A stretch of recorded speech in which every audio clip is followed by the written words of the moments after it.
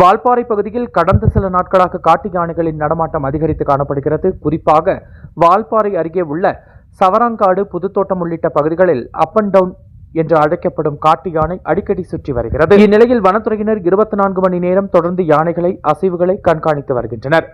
2 நாட்களுக்கு முன்பு up and down யானை சவரங்காடு சாலையை கடந்து மற்றொரு வனப்பகுதிக்கு செல்லும் வழியில் நின்றிருந்த காய்ந்த மரத்தை தும்பிக்கையால் தொட்டு பார்த்து பின்னர் தன் வலிமையால் தள்ளி வீழ்த்தியது.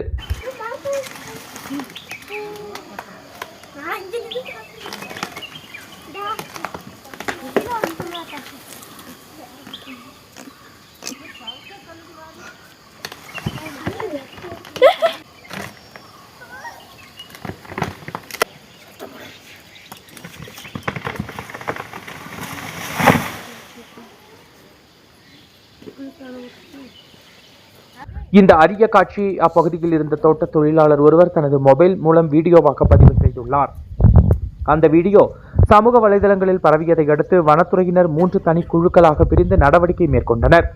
அவர்கள் தொடர்ந்து கண்காணிப்பில் ஈடுபட்டு அப் அண்ட் டவுன் யானையை பாதுகாப்பாக வனப்பகுதிக்குள் அனுப்பி வைத்தனர் என்ற தகவல் வெளியாகியுள்ளது. வைல்ட் லைஃப் வால்பாறைக்காக நமது செய்தியாளர் வடிவேல். அதுதான் நினைச்சேன்.